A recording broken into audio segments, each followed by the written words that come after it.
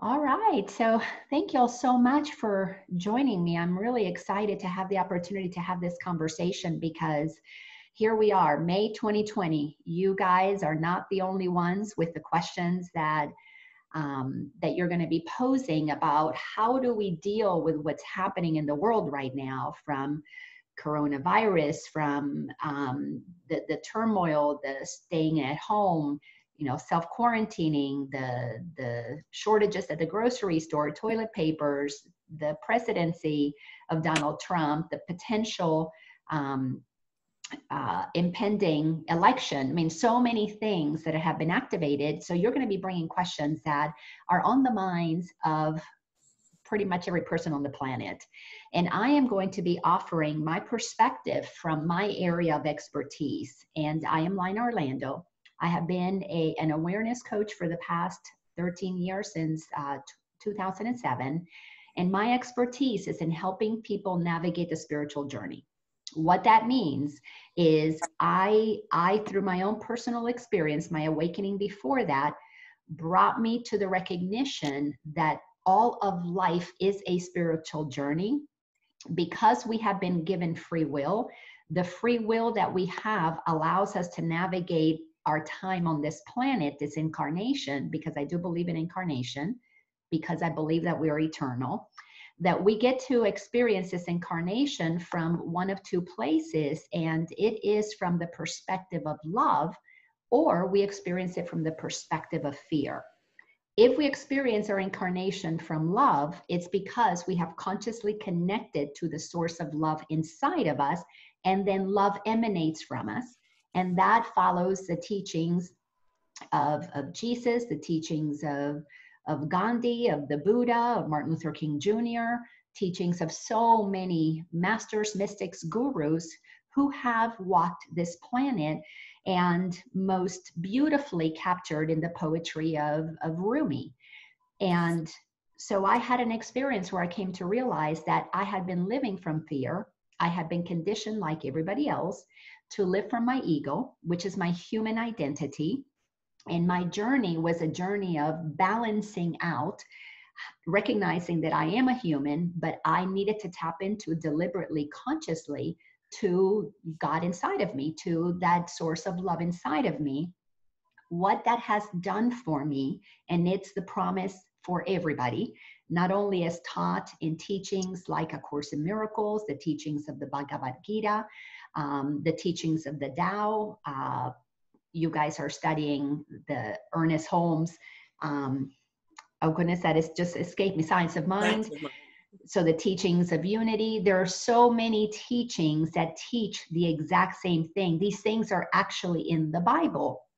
Just the Bible doesn't have these teachings specifically about how to connect with God from a place of love, because the Bible, as so many teachings have, also has a lot of interpretation, and it has a lot of human perception, and we project onto God our egoic, fear-based perspectives. So the Bible teaches of a God of love and fear, and other teachings, like, for example, teachings of the Gita, teachings of Science of Mind, and A Course in Miracles, and the teachings that Jesus came to teach, God is a God of love. So the spiritual journey is about going through a process of identifying, how did I begin to believe that all I am is just a human, and developed an egoic identity that operates from fear, that saw the world as a fearful place, God outside of me. Growing up Catholic, God was on a cloud somewhere. And like Santa Claus, it was checking to see if I was being naughty or nice. That didn't let me have a relationship with God. That made me fearful of God, which fed my ego. My journey brought me to the realization that until I developed a relationship with God, I was never going to find the peace that passes all understanding. And for that, I had to see what was created with my ego. What did my ego make? I had to see the dysfunctions of my childhood. I had to do a lot of forgiveness work. And I came to one very important realization, which is what I'm going to use for the basis of offering my perspective on your questions, that as within, so without, because the world out there is a reflection of what is inside of me.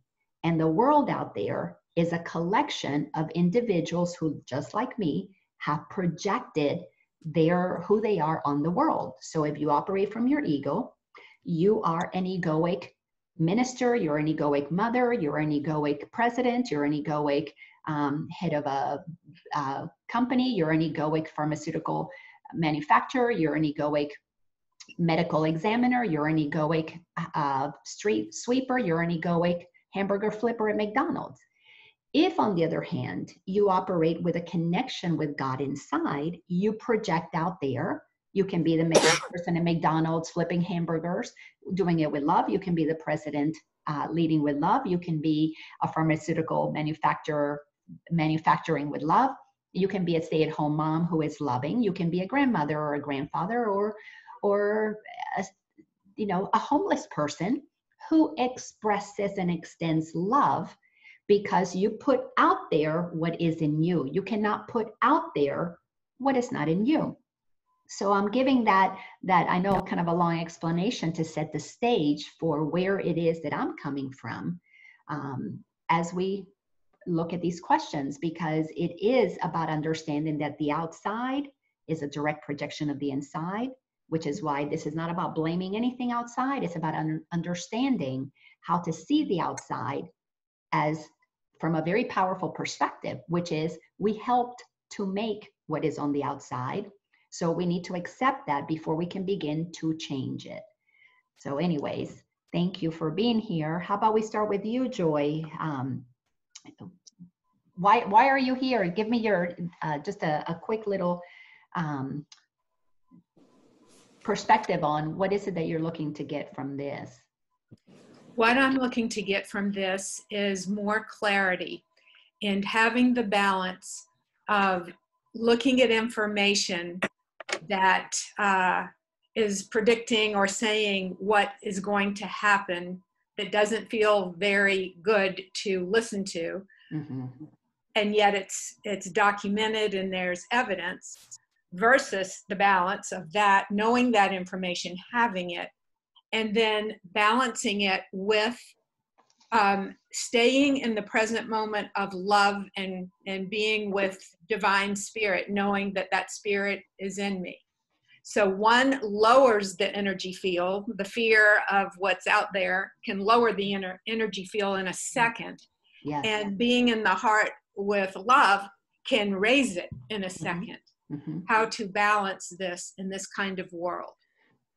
Great question to start with, and to give us a visual, I printed out this chart that I use in some of my classes, and what this is a chart that is a combination of Dr. David Hawkins' map of consciousness and Esther Hicks, and Abraham Hicks, the scale of emotions. And this corresponds to not only what I teach, but also what I have experienced. So when we operate from our authentic self at the level of love, we are at a high frequency, because what we are is energy. That's part of what we have to learn, is that we're energy. When energy is operating optimally, we are vibrating at a very clear, clean, high frequency. When our energy is densified through the thoughts and beliefs that we hold, we condense, we densify. And this densification is where humanity has been operating from, primarily the lower frequencies. So at the level of the lower frequencies, we create our ego. At the higher frequencies, we're operating in connection and alignment with our soul, our spirit, which is an aspect of God. So God being all that there is, call it universe, call it spirit, call it creator. It is the consciousness, the energy, the infinite mind that every one of us is inside of and a part of. So we, as an individual piece of that, our soul spirit, our work in this human incarnation is to realize that through free will, we can move down in our frequency, or we can raise our frequency. And what's happening out there is a reflection of where is humanity. And I'll tell you right now, so to set the stage for the conversation, humanity is right here, right now.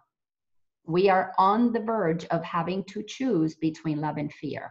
So we have, through the Dark Ages, through, the Inquisitions, through killing people off in the name of God, moving up out of the denseness into a place where we are ready to, what the emotions are there, just so that is frustration, irritation, impatience, and overwhelmment. Doesn't that describe where we are right now?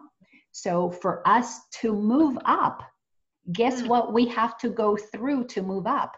We're going to go through pessimism. We're not going to trust that good things are going to come. So then we're going to bust through pessimism, enter into the level of then contentment, hopefulness. And once we move into the places of hopefulness, we enter into a neutral zone where we balance, and then we shift. So right now, humanity is exactly at the tipping point, but it is a choice individually to raise our vibration. That's what free will is all about.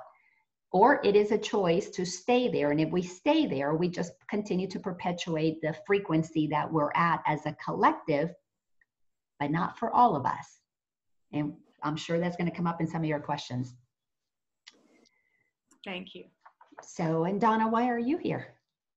Excuse me. Hi, I'm here because I've always been curious, even as a kid, like how did I get here? What's really going on? I always wanted to know more. And I never really believed, but I seemed to be the only one in my family or a group of friends that was like, there has to be more than this. So I love going behind the veil. But as I was looking at some documentaries and going behind the veil, it made me fearful, like Joy was mentioning. So I was like, then I became very cynical. I watched the news and I'm like, this is crap. It's all a scam. This is a lie. Everything is a lie. And I was like, why am I so negative? And hearing you say that it's a part of it's like I'm negative on some things, but then I'm neutral on others, and I'm just sort of calm. And I'm glad we're in this quarantine as I'm going through this, because, I wouldn't share this with anyone else unless they were curious too. But then in my mind, I'm like, you guys, there's so much more going on. There's a bigger picture. And I've always been curious about that, but everyone might not be. And so it's sort of like at night, that's when I start thinking of things and like COVID-19 and other things that I saw. And I'm like, really, what's going on? And different things are coming together from my past. I'm like, oh, remember so-and-so mentioning this or that word, or I read about that, but I was sort of blind to it then. But now that I'm going through the door, I'm like, oh, this makes sense how I see things are connected. So I have like 18 questions. Things that's beautiful. And to just touch on two things, and is that once you begin to see more clearly, once you begin to move up from the lower frequencies of fear that paralyzes us, and when we operate from our ego, everything is fear-based. Once you begin to raise it to go up in frequency, you get to see more clearly. Think about it as going up a mountain. You see more of what was in the valley. You can't see much from the valley about what's up above. Not really. You can't really see the valley very well from where you stand in the valley. You got to climb up to the top of the mountain. So this is a journey about raising our frequency so that our vision, our sight can expand and we can see more clearly. And when we see more clearly, we see that all of it is a lie. And the reason all of it is a lie, and the lie that we are having to address, is that we believe that we're other than what we are. The ultimate lie is that we are not the powerful expressions of the almighty creative source of all that is. So we have all been conditioned since we were little by some well-meaning people like our parents who loved us very much, and they didn't know any different. But also the conditioning, part of what we're seeing right now, was a very deliberate conditioning to keep us not aware of the truth of who we are. So a lot of the discomfort that we're experiencing is we're beginning to realize that we're more powerful, and we hear things like we create our reality. But if I create my reality, why am I in this reality that I don't like? Well, It's because you have been conditioned, all of us have been conditioned to not know that we create our reality, but rather to react to the reality that is in front of us.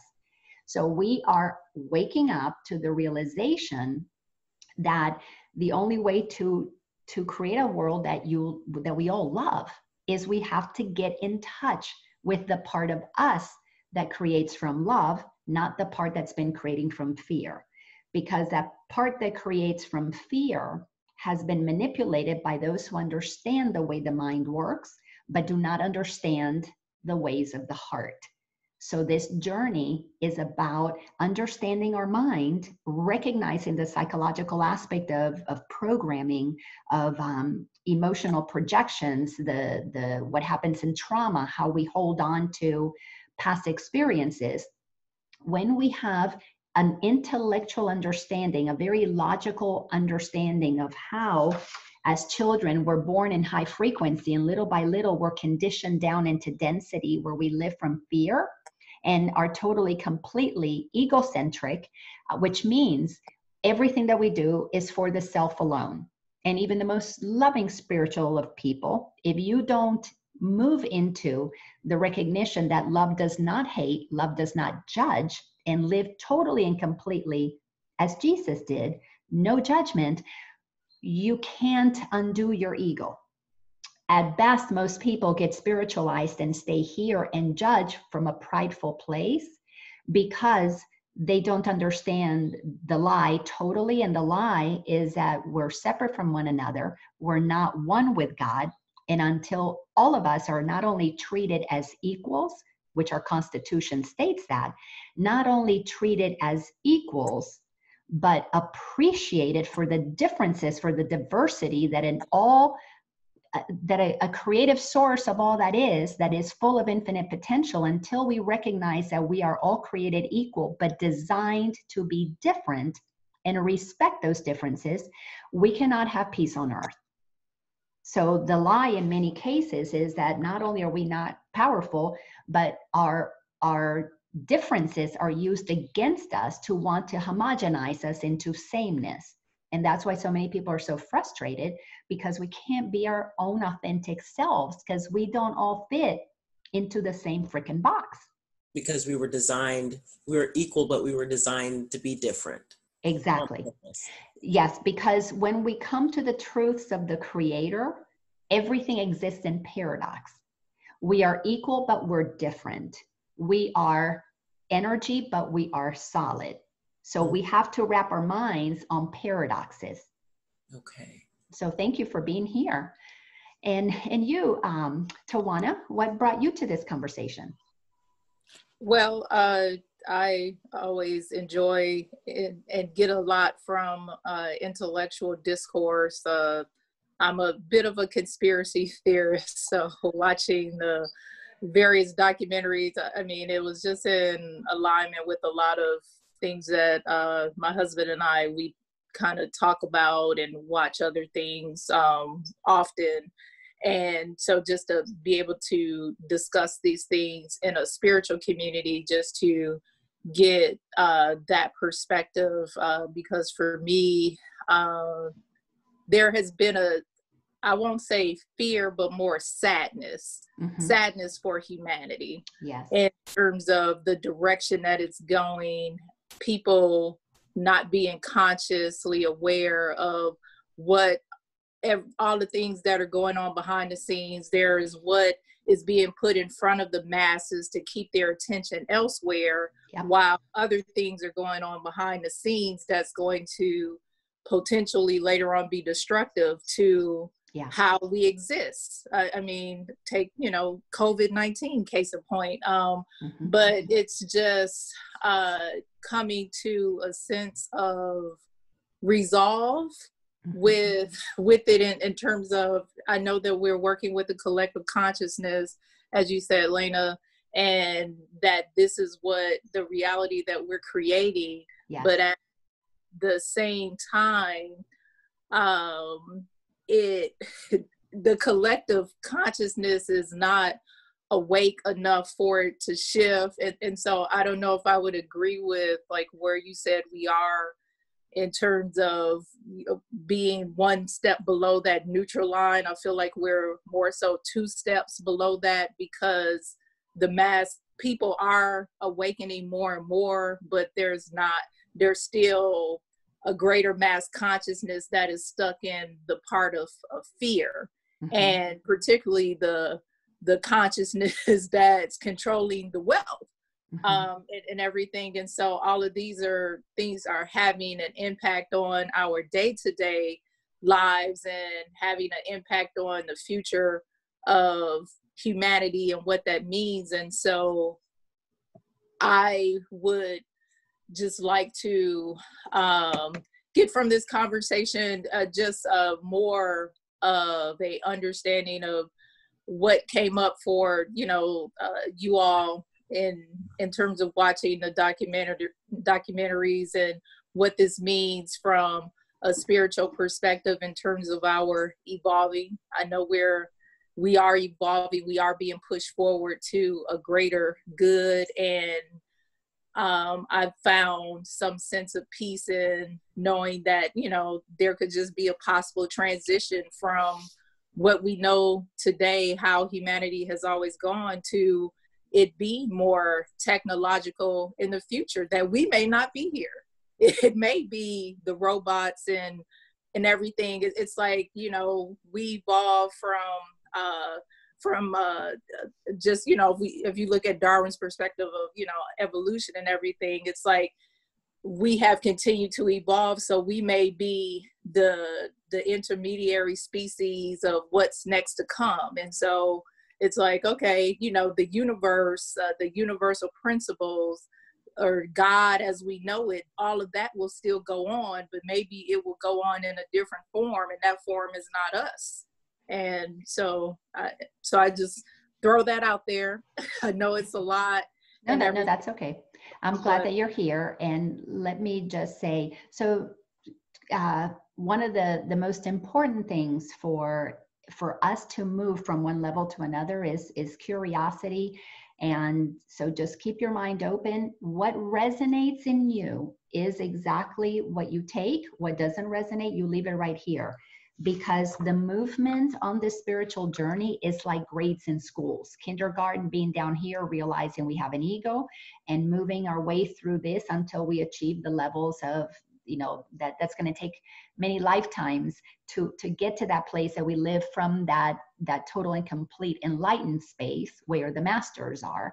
And even that has many other dimensions that are not even on this page, because our human mind will not even understand what those other levels of alignment with consciousness are, which are defined usually in levels like this is 3D, third dimension. This is more moving into the fourth dimension of consciousness and understanding. This would be a fifth, but there's a sixth, seventh, eighth, ninth, 10th. My understanding is that it's infinite levels of consciousness, because we are an infinite, consciousness is infinite. Another thing that you said is that humanity is evolving. Yes, we are. We're not going to be the same. Once we move to the level of pure enlightenment, at that level, we don't have physical bodies. We have light bodies. We are pure soul, pure energy. This is the level where the masters are channeling information to us, this level and above. So Course in Miracles is channeled by Jesus from a non-physical place. Other non-physical beings that channel, for example, Abraham, Cryon, there are thousands of them out there. Those beings are channeling to us from non-physicalness, but still in the same intelligence, in the same consciousness. So our bodies are designed to change, but humanity for the next at least several hundred years, the change is really going to be a change in our awareness of who we are. And as we raise our frequency, as we raise our living from truth, from love more, that love coupled with the energy that this planet is receiving is activating our DNA to a higher frequency, to a more optimal health, to a more optimal sensitivity to our connection to this planet and this planet within the universe.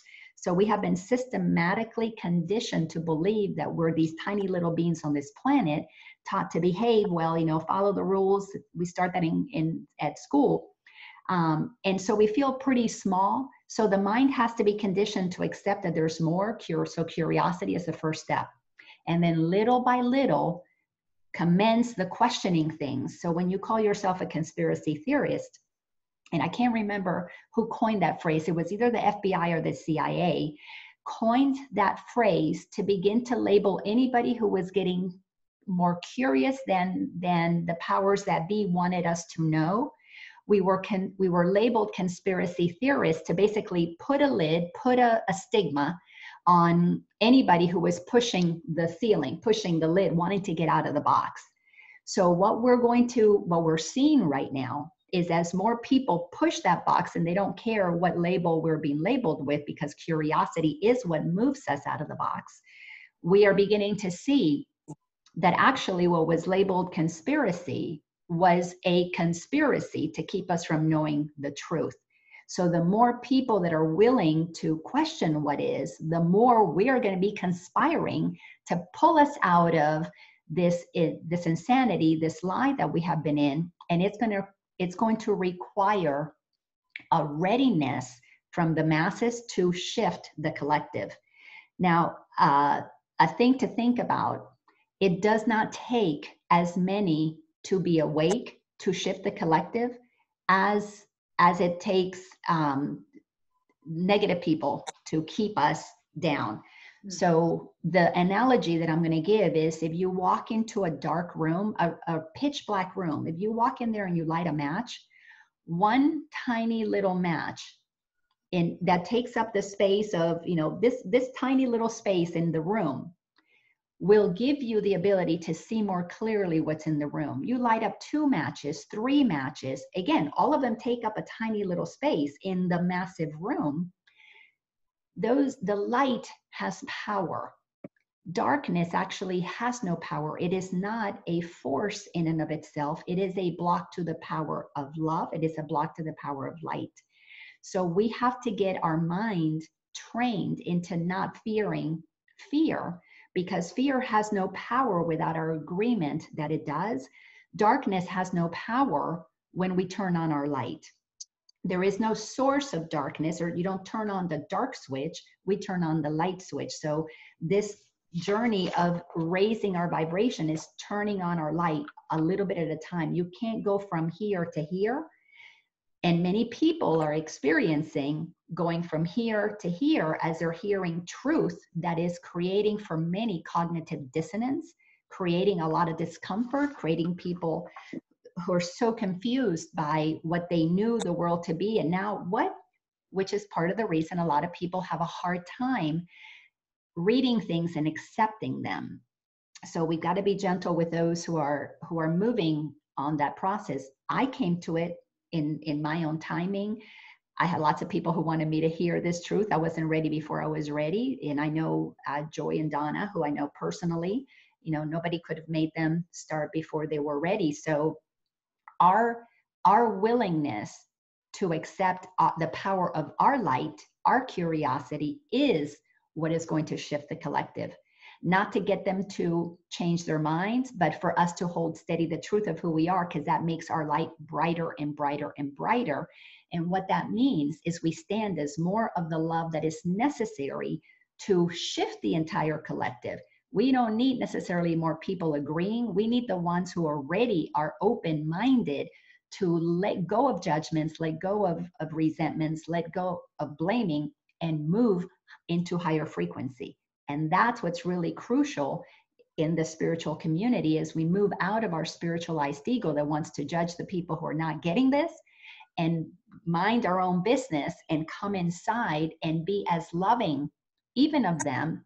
But more importantly, and this is where the rub comes in, we need to love the ones that we're discovering have been keeping everybody oppressed. Because if we cannot forgive them, for they really did not know what they were doing. In spiritual speak, they don't know, because if you don't tap into your heart, you don't know what love is. They don't know, as Jesus said of those who were crucifying him, I forgive them, they know not what they're doing. Anybody who operates in darkness does not know light. They don't know how to love. And that's what we have to be clear about. For us to move up in consciousness and not be at the same vibration of somebody in pride, which judges and oppresses, we have to give up our pride, humble ourselves enough to know, God, I don't know what you know. So you let me be an instrument of your peace, of your love, and move up through forgiveness and the end of blaming and judging. And the awareness of what's happening is sufficient to help us do things differently. So I'm so glad that you're here. And how about your husband, Sky? What brought you to the conversation? Well, I appreciate the opportunity to share, number one. Thank you very much. And I come to the perspective that it's very critical to have these conversations. Yes. Especially on a public platform such as YouTube, social media, etc., because we all have to be able to, number one, we have to communicate. And number two, we have to understand each other's perspectives. And myself, I was very much brought up in more of a Black Panther Party people first type of political ideology, where the community empowerment and the entrepreneurship factor of the people, for the people, making sure that all of a person's needs were met, as an example. That's what I saw, and that was what was basically taught to me. And I had several positions with the Urban League at both the national level, at the regional level, because it all comes down to community partnerships, community involvement, and empowerment. We weren't giving people the answers per se, more than leading them to the answers in terms of helping them empower. As an example, in a housing, we went to bat in terms of helping tenants dispute landlords, right? The landlord versus tenant type of ideology, that's a very, very big impacting issue on the communities. Why? Because housing, just like death and funerals, are, that's required of every community, no matter what size, no matter what shape, no matter what culture. Housing is an essential. And that's the way I look more at the healthcare. My wife and I, we were having a conversation last night during one of our daily walks that I brought up. I stand firm with healthcare, basic necessities being given free to every United States citizen. End of discussion. No matter where individuals see me on the political spectrum, which I'm not going to bring up for various reasons, the point is I stand firm in any community, especially one based on democratic principles, such as the United States. Housing is an essential.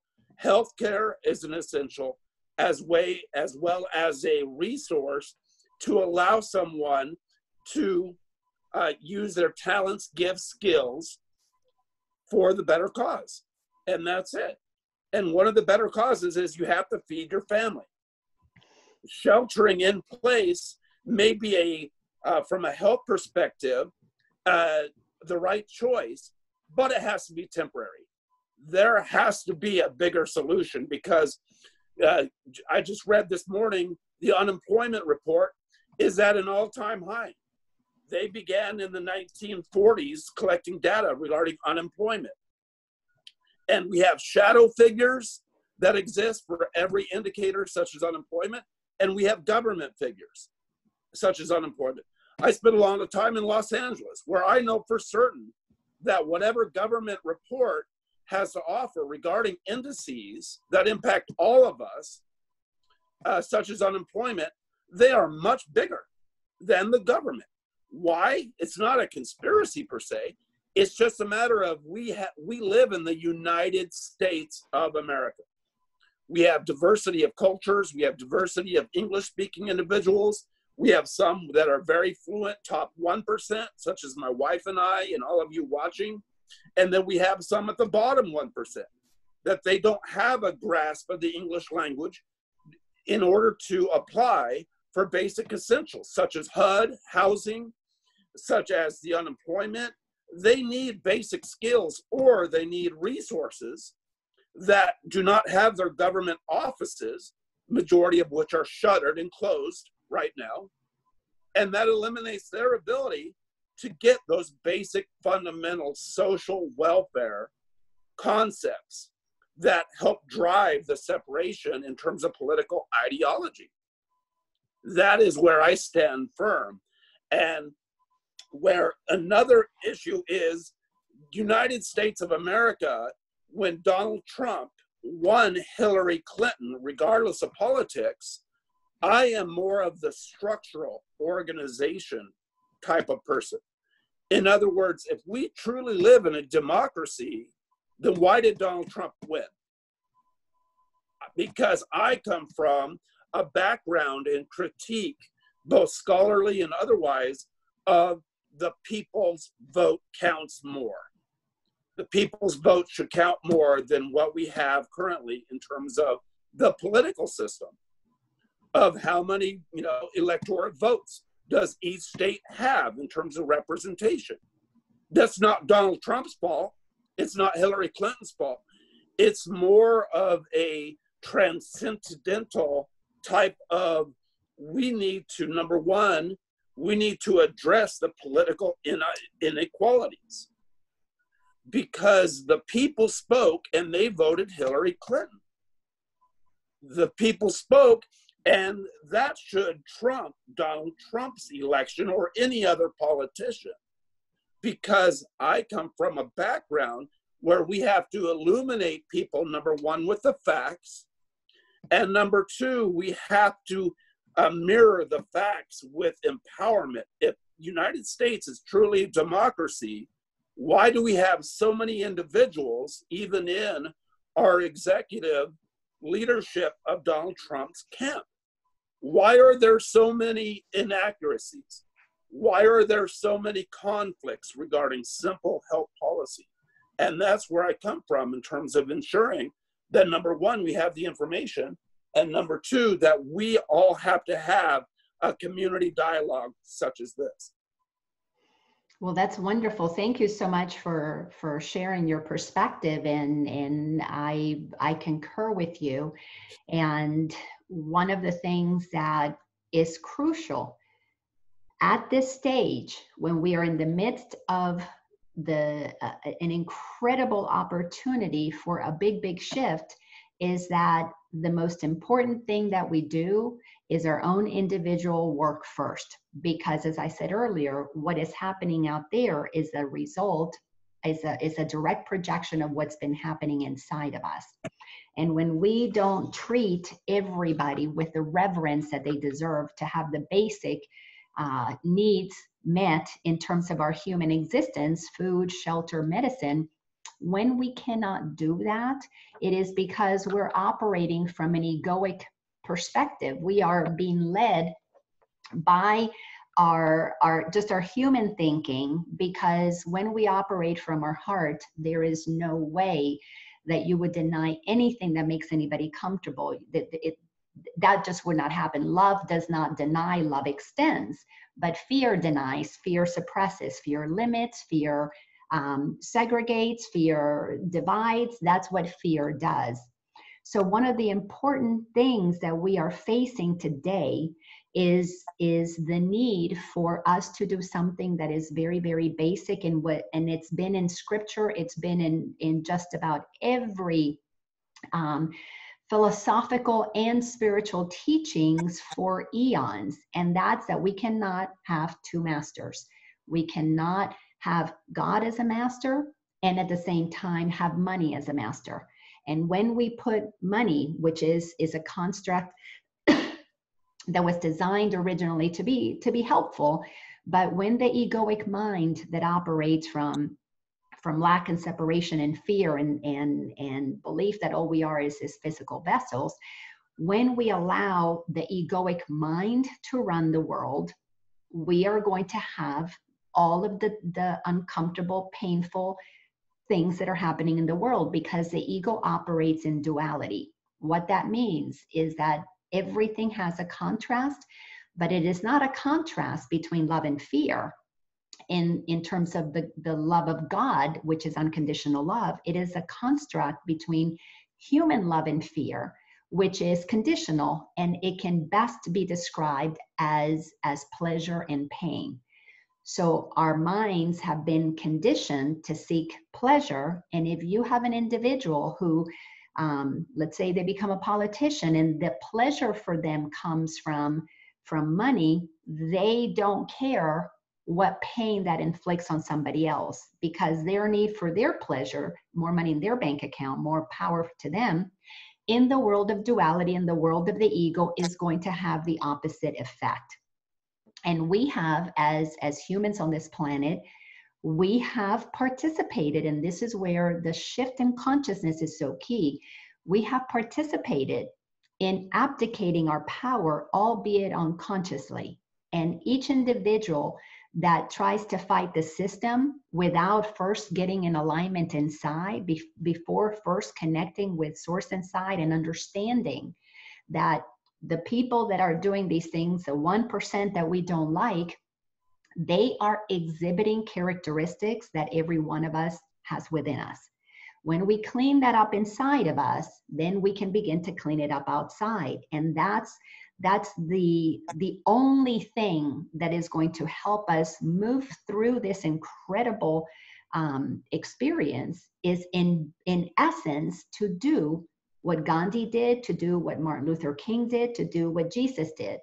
We have to come to what we don't like with love. We have to come without attacking those that we don't like what they've done, because in the attack, we lose our power. In the attack, we are basically giving more ammunition to the resistance that wants to suppress us.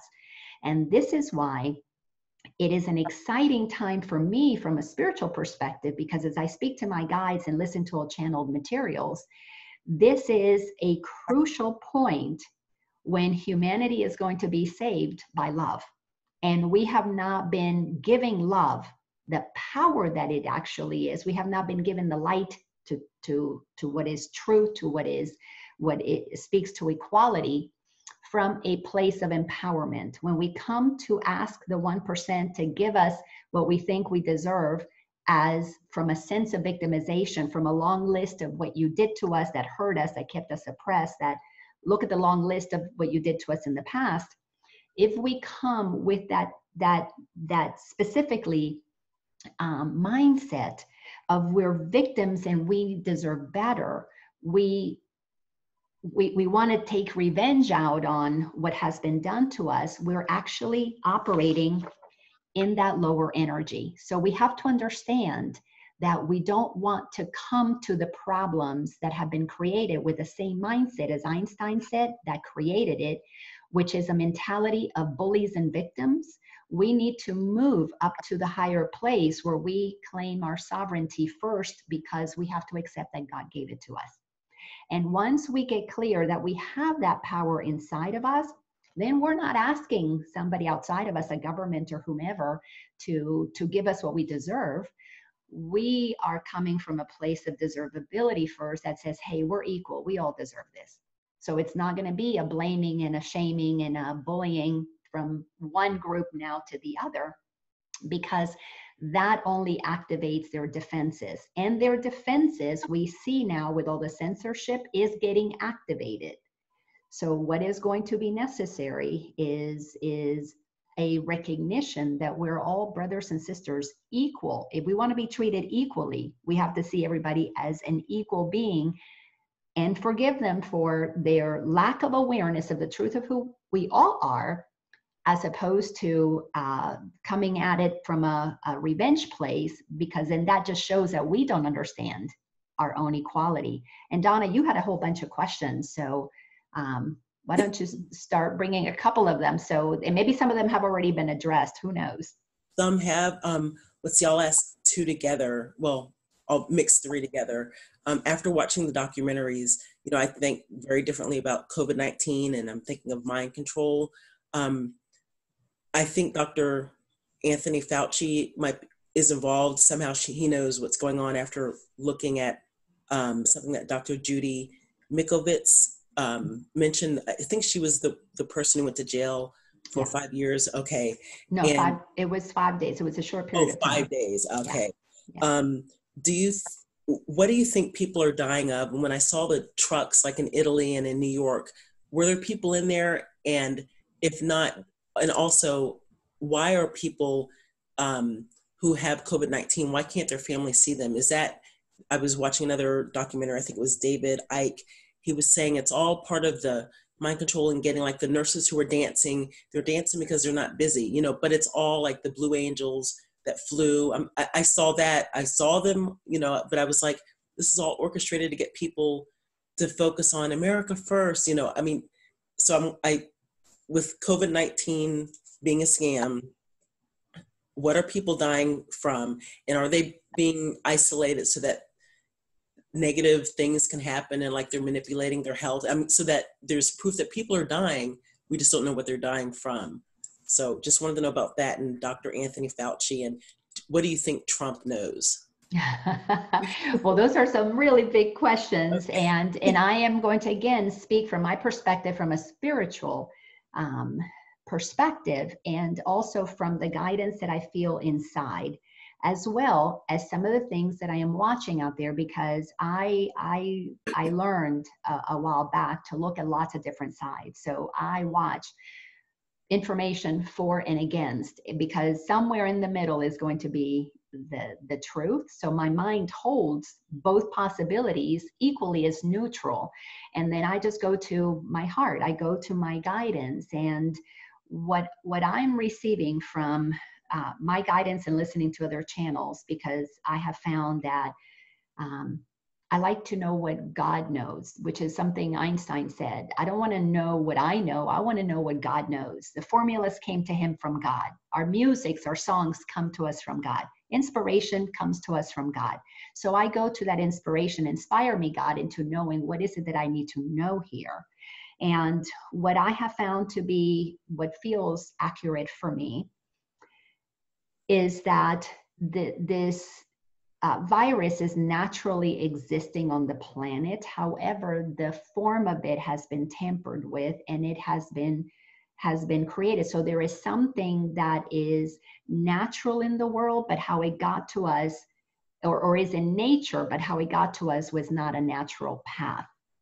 So when we begin to look at things like that, from the perspective of the world, we got to go look at what is happening here. How does something that is not designed to do that, how does that get created? And it's no different than, how do you take a human who has a soul, who has a loving side, how do you turn them into a killer? Which is basically the same thing as what happened to the virus. This virus that is naturally occurring in animals, how does it jump and it turn into a killer on the human side? How do you take a child of God and turn them into a killer? Well, you lower their ability to feel the truth of who they are. You alter their minds, you alter their genetics, and you bring them into a lower state of consciousness. So how do you get somebody to kill? You let them know that everybody is the enemy. You let it know that it is for their own good to do what they're doing. So in a laboratory setting, and I am not a scientist, so I can't speak to how that process goes, but in my heart, when I use spirituality to gauge everything, it is the same process. Either we're operating at the level that we should be naturally, or we are trained out of what is natural, and we are then moved into a lower level of consciousness. And as we lower our consciousness, we do one of two things. We show up in the world in one of two ways. Dead inside, as a victim, as a depressed person that basically is not going to harm anybody, but they're harming themselves. They're dead inside. Or as a bully that is so depressed inside that they're going to take it out and go harm somebody else on the outside. So that's just the way that it operates. You are expressing love, or you are suppressing it. And the darker you get, the more you are willing to take others with you. So when we talk about people in places of power, whether it's that doctor or their doctors or heads of corporations or presidents or, it could even be my mother. Their need to control is dependent on where are they on the scale of consciousness. If they know that we're equal, they're not going to try to control us. They're going to uplift. So if you have a teacher who is in a state of consciousness that recognizes our equality, the benevolence, the goodness, the inherent creativity in each child, that teacher raises that child's confidence. Then you have teachers who are very authoritarian. And as a coach, I deal with a lot of my clients, and the magic age seems to be, the magic grade is in 3rd grade. They had a teacher that either helped them really feel confident, or they had a teacher that put them down and lowered their confidence. So when you have people in positions of power, and again, a parent is in a position of power, because what you say to your child lowers or raises their awareness of who they are in relationship to the world at large and in relationship to the creative source. So you get people with a low level of consciousness, and by low level consciousness does not mean that they're not intelligent as it pertains to the world. They can be highly, highly intelligent, but intelligence and love are not the same thing. Now, when you match intelligent use of your of whatever it is that talents, gifts you have in this world, and you couple that with love, now you have an unstoppable creator of opportunities for all beings, because you know that you want to do good in the world. Like the gentleman who created, I think he's a scientist, and he developed this drink called the 5-hour energy drink. And he created this thing because scientifically, chemically, he knew, developed this thing that boosted energy, and who doesn't want more energy? So he made billions of dollars with that energy drink. Highly, highly educated man with a big heart. So what is he doing? He's using that money to fund research for things that support people in having free water, clean water in places that didn't have it, free electricity or minimally costing electricity. And then one other thing, I think it was something to do with science or medicine. So here you have somebody with a lot of money and highly intelligent doing things for the greater good of all.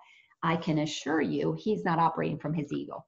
Then you get some people who are highly intelligent with a lot of money, and we are seeing that right now, who are interested in the suppression of the people. So when we are operating in the realm of God we're following God's path, we do want things to happen for the greater good of all. When we are not in attunement with that frequency, it's all about service to self. And that means it doesn't matter how you get it, you're going to get it. So we have in all realms of politics, in education system, in families, in churches, all realms have people at different levels of consciousness. And those whose consciousness is relatively low in terms of awareness that we are all equal in God's eyes, tend to be the ones who then give orders to others to perform these things, these acts that are insane, to hurt other people. So we have a governmental system that is layered with so many layers of different people that block us from really understanding where are these orders coming from. When you have all of those layers that are very, very difficult for the average person to see because so much of it happens behind the scenes, then they use things that support the process of them disseminating whatever information they want to disseminate to keep people out of alignment with the truth of who they are. And those things happen primarily with religion. So religion lets you know that you are not God. lets you know that you're not connected to God, lets you know that you're a sinner, lets you know that you have to do all kinds of things to get to God. And that begins the process of disconnecting you from your own innate knowing of your power. And then you have the education system that feeds you the information that it wants you to know so that you will only question certain things. I mean, when we look at the school children today, you know, I've got three young people, they're all millennials from 31 years old to 23. They don't really understand our Constitution. That wasn't really taught to them like it was taught more when I was in school. So they're not being taught really what their not only God-given rights, but our founding fathers gave us, and one of them is freedom of speech. So we are now seeing that freedom of speech is being suppressed, because if in that hierarchy that is disseminating information about where our power is and who has the power, which in essence is the authority, you don't want to teach people about the Constitution, because then they're going to question it. So if the people start questioning the Constitution and who did this to us, now we're going to label them conspiracy theorists. And if the ones who label us conspiracy theorists are in the government, well, then that pits the population against those who are doing the wrong thing of questioning the government versus those who are exercising their constitutional right to question the government. So depending on your intelligence, depending on, again, what you learned in school, what you believe religious-wise in terms of your connection to God and your sovereignty. And then we have this other, the health system. We have systematically been conditioned to believe that our bodies have no power, that our bodies get their power from external things, that we get it from from externals, be it from food that is genetically modified because it's supposed to be better for us, be it from medicines that are given to us that are synthetic, and it has to come through an authority figure for it to be right and legal. So what has happened in the world of health is that the things that were naturally occurring on this planet, the stuff that God created, we have been told are illegal, are bad for us.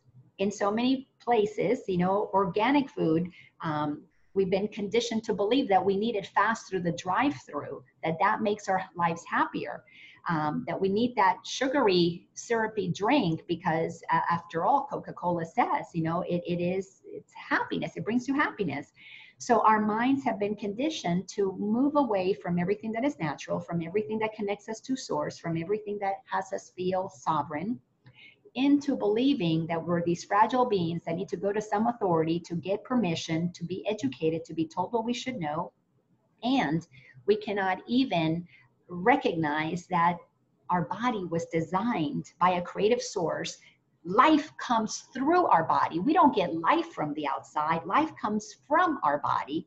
So instead of attuning with all of that, we have been misinformed. That's where the lie comes in. So where do all these people come in? Where does COVID come in? Where does the authorities come in? Well, it's from the level of consciousness that they're operating at. But here's the thing, and this is what's really uncomfortable for people to hear. And this is the work that we have to do. That out there is happening because that in here exists and has allowed it. So we have got to get clear that while we were selfishly focused, because that's what the ego does, I know I did it, let me focus on my family, my kids, I want to be able to buy my cheap stuff at Walmart, I don't want anybody to, you know, in my neighborhood to get further ahead than I am, let me keep up with the Joneses, let me get more debt, let me get more busy, let me work more hours, let me get my kids more involved so I look like a really good mom. Because I got trained into believing that these superficial things were important. Why? Because if I stay superficial, I cannot go deep to see how powerful I am. And once you begin to want what is inside of you feels right, you become inconvenient. You become a disruptor. You become somebody who is focusing on something that is not controllable. Once you find your peace inside, you cannot be controlled on the outside. I have no fear of COVID. I don't care where it came from. It doesn't matter because in my consciousness, I am one with the creative source. And I know that this experience is created holographically. I understand, I have a relationship with my energetic self. I know that death is part of the human experience. If I die and it's COVID-19, that does not, I am not going to lose any of my joy because of that, simply because my knowingness that my eternal life is eternal because it was granted by the creative source of all that is, because I am an energy being. And my consciousness accepts that, but my heart does too. So I have an alignment there. So authority does not scare me. But the average person is going to have to do the spiritual work of looking at what scares them and then activate where in the childhood way, where in the schooling system did you lose your power? Where did you begin to believe that you're not who you are as God created you? So what is happening outside is an opportunity for us to see what we're believing about ourselves inside. And until we move into the realm of recognizing ourselves as sovereign, holy beings, we're going to react to the outside. And every time we react to the outside, they love it because now we're being labeled a problem, and that gives them permission to contain us, to move us to the side, to muffle us. And so we've got to be really cautious not to keep doing the same things that we've been doing, because you can't solve a problem with the same mind that created it. So an egoic mind that goes defensive is going to keep perpetuating the attack and defend game that keeps those with the guns in power. So Joy, did you have any questions? And before I go to you, Joy, Donna, did that help with what you were asking? It did. Okay, and maybe that might have already answered other questions. So look at your list. If we have time, I have more, but yeah. Yes. So let's go to Joy, and then we'll check with Tawana and Sky. Joy. Just have some comments too. Perfect. As examples. So when I started the Course in Miracles, which you've been teaching, I was learning for the first time how the ego self expresses and all the qualities that the ego has. Separation, greed, war, comparison, judging. There are many, many on that side. And then I also was learning what God and love, what the qualities were. And those I was more familiar with. There's love, there's oneness, eternality. Compassion, kindness, yeah. Compassion, kindness. So in getting clear about the distinct disguises of the ego, I began to take note within myself when I was out of alignment from God, and when I was in an ego self. And I began to identify, what you just thought, that where you were judging this person, or where you felt separate from so-and-so, or where this person could do something much better than you, I was comparing. I realized this is my ego. It's not something that I knew about growing up. I just thought everything I was taught was always the truth. Yeah. I never knew my parents weren't telling me the truth, that I had God within me and that I was whole, perfect, and complete. So I have been on an even deeper journey. Yes. I've been on a spiritual journey for like close to 40 years, but this has taken it a new level. So now when I see someone and I am triggered by their behavior, I have come to know they mirror a part of me that I have to look at. I can't see it in them unless I have it in me. Yes. So it's been a big lesson. And that has helped me move from victim, which is that ego self that feels helpless at times, into a victor. But more importantly, it has allowed me to see the humanity operating in people, and also knowing that the higher self exists in every single one of them, that every one of them has a soul. So for me, this period has been a huge incubation period of clearing out what is not the truth of who I am, and what is also in declaring who the truth of me is, that I am created by the divine. God dwells within me as I dwell within God. And as I live from love, all unfolds as it needs to be. Yeah. So I am grateful for this kind of teaching and for this time of incubation so that I could get clear. That's so beautiful. And yes, because you've been in my class, what, a year now? I think we started it April or May. And that's one of the things that the Course in Miracles is really powerful at. Lots of teachings tell you that you are the creator of your own reality, that you have a powerful mind, that you are one with God. Lots of powerful, beautiful teachings out there, but nothing explains the egoic mind like the Course in Miracles. Nothing goes into the depths of how we disconnect and actually created the world outside. Because we've got to go to the place where, in the beginning, and humanity has had many attempts. This is my understanding. This is the fifth go around, and little by little, more archaeologists are discovering that we've had more than one society that was extinguished. There's been 4, and we are here, the 5th possibility to transcend the ego. Well, you can't transcend what you don't understand. And when we are in blame, that's how you know for sure somebody's in their ego. Because blaming is projecting out there what we're not able to see and hear. And we do that from one of 2 places. We blame from ignorance because we don't know that we're doing that. Or we blame from arrogance. I'm superior than you and I think I know better than you.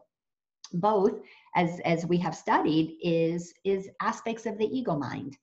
So to undo the separation requires an incredible amount of humbleness, requires a willingness to recognize that what we have been taught, all of it that has to do with God being outside of us and us not being as powerful as God, which means made in the image of what is powerful, it imagined us. We are made in the image as good as saying a Xerox copy. So we are identical to God, only different, as the Course in Miracles says, and that God created us. We didn't create a God, but God gave us the same creative powers as it has. So we can never override God, but we can create just as powerfully going forward. So from the beginning, the beings that we are came onto this planet to have an opportunity to create as God created, heaven on earth, the Garden of Eden. But when we began to eat of the fruit of good and evil, when our mind began to accept concepts of separation, because we began to see other bodies and began to allow our reptilian brain to take us into self-protection, once we began to protect, we began to accept hierarchy, differences. I gotta take you down before you take me down. That's all fear-based. That is not honoring our oneness and our ability to communicate, collaborate, co-create. And when we said, okay, government, you take care of me, you make all the decisions for me, I'm just gonna vote for the candidate that I like, but whatever you'll do back there behind the scenes, you guys do it. We abdicated our power. We said, you on the hierarchy have more power over me. You must know better. After all, you tell me what to study. You tell me what drugs I need to use. You give me the food pyramid. So you tell me what's important and what's not important. And you must really know a lot, because you even tell me if I can marry the same sex or not. You get to decide all of those things for me. So we gave government power. Now, at some points in our history, whether it was through the civil rights movement, whether it was through the women's movement, we have taken up, our voice, and we have spoken up and created changes. Those changes, the government didn't make those changes because one day they decided, you know what, all colors should be equal here. That was fought for. Like they didn't say, oh, women have the same right to vote as men. That was fought for. So right now, there is a fight again. But that fight is only going to be won, as Martin Luther King Jr. taught, with love. We need to love ourselves enough to not go out blaming and judging, but rather own that we all were created equal. Go back to the Constitution. All men are created equal, endowed with the same inalienable rights. In essence, what keeps us inside of egoic dysfunction is that we have actually, because we've been conditioned to believe women are in this group, whites are in this group, blacks are in this group, yellow are in this group, LGBT are in that group, Christians are in that group. We have been isolated, conditioned to fight for our own individual groups, and that has divided our voice and pitted us against each other. What? Black lives matter? What about my Latino life? My Latino life should matter. So until we clean up our consciousness and come back to oneness here and say, truly mean it, all lives matter because all lives are created by the Creator, we're going to have to do our own internal recognition that we all are prejudiced in our own way, but our prejudices are conditioned based on believing in different levels of victimization that we have experienced. So we all have to realize that we've all been in that same victim space, because we have been conditioned with less than who we are ways of thinking. So the only thing that's going to change this is we all have to come together as one voice to ask for what's already in that Constitution. All men and women, it's the same thing, created equal. Until we down here stop asking for different things, them up there are not going to really change, because they justify the differences in parties by saying, well, I support you, this group supports the whites, this group supports the blacks. We're seeing that that's not so. We're seeing that they support whatever funds their campaigns. So we have got to understand that they're operating from a dysfunctional belief system that they too received since childhood, because no one that knows our equality would ever treat us as separate. That's just not possible. So you are absolutely right, Joy. Until you come inside and you see that this is a holographic universe, and what I don't like about Trump is something in me I don't like. What I don't like about Hitler is something in me that even if I didn't go kill people, have I killed bugs? Have I murdered somebody in my mind with my judgment? When you understand that you're an energy being, energetically, a thought is as powerful as an action, because the action comes from a thought, but it sets into motion the molecules in this universe that are permitting acts to happen, whether thought or acted out. So we have to see that that's where the power of our mind is. We need to get our mind straight, so then our actions become one and the same. And if you've got somebody out there killing, it's because inside they really do believe that they are less than, because nobody who is happy hurts somebody. Only hurt people hurt others. Again, a projection outside. Divided people want to divide others. Oppressed people inside want to oppress others. Greedy people inside want to take from others. So there is the big rub right now that is the work of those who have a level of awareness to transcend the conspiracy theory. We've got to stop looking at what has been done to us as a bad thing, but rather as a projection of what's possible in all of us, because then the judgments drop and the awareness, that's where the intelligence kicks in. We're dealing with psychology and spirituality here, not with haves and have-nots. We're dealing with minds that are conditioned to believe in ways that have shut the heart. The questions that I would like to ask the Faucis of the world, or the Bill Gates of the world, or whoever it happens to be, is, tell me about your love of God. What do you love about your children? What do you love about this planet? Tell me, what do you love about what's here? How are you going to expand that? But to attack them for what they're doing wrong is to give them permission to be righteous about it. But to go to tell me about your heart. What makes your heart sing?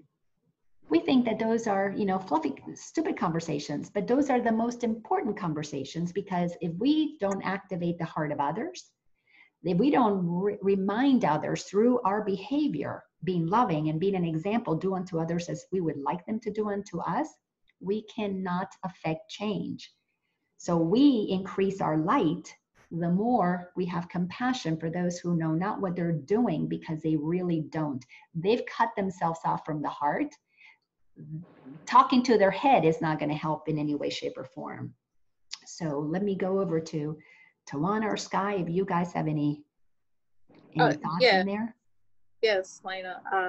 I hear what you're saying and everything, and I just want to go back to one of your earlier comments and your response to some of Donna's questions. And I hear that, and I get that, we are conduits of spirit working in, through, and as us to do the spiritual work, the expression that we're here to do, and that in life there's going to be contrast, and that contrast is what helps us to grow and expand as individuals as well as humanity and everything. But we have to coexist with those outside factors, and so even though we are the conduits of God, and that is where our life comes from, our life is also sustained by how we are interacting with those things that are outside of us. I mean, absolutely. The food, the water, any pharmaceutical drugs that we may be taking, things like that, and just our environment in general. I mean, there's just so many environmental factors, but to save time, there's all these factors that are going on that are contributing, as well as being manipulated. And then, and so even when we begin to manipulate down to the level of the food and the pollution of the water and all of that, and it's changing the cellular structure, not just for us, but it's changing the rate of fertility. It's changing the opportunity for fertility in our grandchildren, great-grandchildren, and other epigenetic factors that are going on that are just changing the way those genes express. And so my question to you just would be, with all of these different factors being manipulated, and to a point of we are, getting to the point of, particularly with fertility, where we don't need to really involve people in the process. It can happen. It's like it's being reduced more and more naturally, and increase more and more on a more scientific advanced level of medical science. But what is the greater point? You talk about the powers that be operating from, they have the power, they have the control, they have the wealth. They're operating more from an egocentric point without the love, and that it's all bringing people, it's helping to keep people manipulated to the lower level, of fear. Totally. So what I guess I don't understand, and if you could just shed some light on just your perspective of what do you feel like the greater plan, the greater agenda in all of this manipulation of the things that we need to survive and to thrive and to be a humanity of love and connectedness and oneness and all of that. Why is that so? What's going on that we may not really, be fully understanding or whatever? Great question. So I want you to think about what I'm going to say, because I'm going to ask you for permission. May I have your permission to ask you a yes and no question and have you check in what gets activated inside of you, and you share that with me honestly, because that's going to be a potential for a big aha for you. May I have your permission for that? Yes. Okay. Do you believe, and the answer has to be only yes or no, and you can take your time thinking about it. Do you believe that things are being done that are affecting you and are suppressing your power, hurting your body, hurting the collective in any way, shape, or form? Do you believe somebody has power over you? Yes or no? Yes. Okay. So that is right there. That is the big lie. And what has to be corrected is that we have to get our mind straight. This is where that spiritual work comes in. We have to get our mind straight. For anybody to have power over another being that is created by God, powerful, we abdicated our power. From the spiritual perspective, we chose before incarnation to come in to have a human experience, to forget our power. Like if you watch the movie The Matrix, Neo is born. We all take the blue pill when we're born. And while we're here, awakening is the choosing of the red pill so we can pop out of the illusion, pop out of the matrix. So for me, I see what is happening now as a wonderful opportunity with a ending that is going to be phenomenal. And by ending, I mean just on the other side of what we're observing as this insanity, as COVID-19 and conspiracy theories and so many things that have been manipulated. What is on the other side of that is a correction that is going to allow all of humanity to recognize how powerful they are.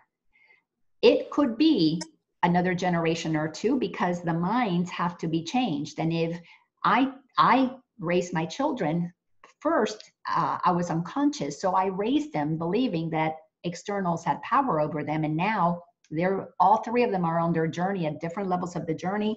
They're all at different levels of awareness. But they're beginning to realize that blaming is not helpful. So the fact that anybody answers yes, something outside of me had power over me, in that belief in yes, our mind has been projecting that out as a potential. And because we believe that, we have been little by little willing to abdicate our power. And out of fear, we let the powers that be little by little manipulate, but it was with our consent. And that is where all my years in coaching and my own personal experience, that is the most difficult place to get to, but is the only place that's going to shift us, is our willingness to say, I have allowed this to happen. I used my power to experience disempowerment in the planet of duality. I get my power back by saying they cannot affect me anymore. With that decision, I do not consent to the external having power over me. That starts a chain reaction in our DNA. We have studied this with epigenetics, tells us this. You mentioned that word. Dr. Bruce Lipton's work, Dr. Joe Dispenza's work, and many, many others are showing us that our decision to love ourselves enough to say, I deserve better. Not you got to give it to me, but I am taking it back. I am reclaiming it because it's my God-given power. And be able to get to the place that we recognize how powerful we are. Our awareness of that sends out the signal, like a channel on your radio. It sends out a signal, and like attracts like. You respect yourself, you're going to get respect from the outside. Now it's not going to be automatic because we have dimensions. You've got somebody at this level and somebody at this level. That's not going to create change. But you've got somebody at this level who doesn't fear somebody at this level. Now you can begin to create change. But you can't be thinking you're all spiritual and you're love and light, and you operate with the belief that they have power over you. And this is where, and it's always an incredible conversation, and it's one that I don't like to engage in because it does not help, is where people say, but look at what happened to us. Look at what was done to the women. Look at what was done to African Americans. Look at what was done to the Irish. Looking at what was done in the past gives us permission to be a victim today. When we begin to say, I want to reclaim my power, then we bring those past memories into our conscious awareness and say, that happened yesterday, a week ago, like the young man here in Atlanta that was gunned down. Those things that are happening are not okay because I love myself too much to continue to give my power away. And the only thing that will affect powerful change have already been demonstrated to us. Jesus changed the world. 2,000 years, we're still talking about love your neighbor as yourself. We just don't do it. We had Gandhi a couple hundred years ago, who I can't remember, it was 150. I can't keep all those statistics in my mind, but he, maybe it was even this century or last century, I know it was, speaking about peaceful loving. Gandhi was a student of the Bhagavad Gita. Martin Luther King Jr. was a student of Gandhi's, who also studied the Gita. All of those teachings teach the same thing. You got to come and love yourself first. You got to know your sovereignty, because from a place of recognizing who you are, but you can't recognize who you are until you face all of those irritations, all of the judgments, and recognize that those people that irritate you are just showing you what your potential. And until you and when I say you, not just you, all of us, me too, which is the work that I'm doing, is every irritation is an invitation to see where I give up my power. And if I want to hold my power, I've got to stop saying they have it. It's either they have it or I have it. But if God gave it to me and they have it, how did they get it? I must have abdicated it, because power is nothing more than the recognition of what I am. And if I know who I am, then that changes my behavior, because that thought creates the actions. But we also have to be really clear in understanding that we have been conditioned into believing in our victimhood. We have been conditioned into believing that we're less than. So there's a lot of internal work to do to clean up our thinking. But until we acknowledge that the power has to come in here, we're not going to ask for it, not even ask for it. We're not going to behave as a powerful beings. We're going to still be pleading for them to, do this for us, change that law for us. And that's something we don't want to buy into. So let me just ask you, Tawana, when I asked you that question, and you answered yes, what did you feel inside?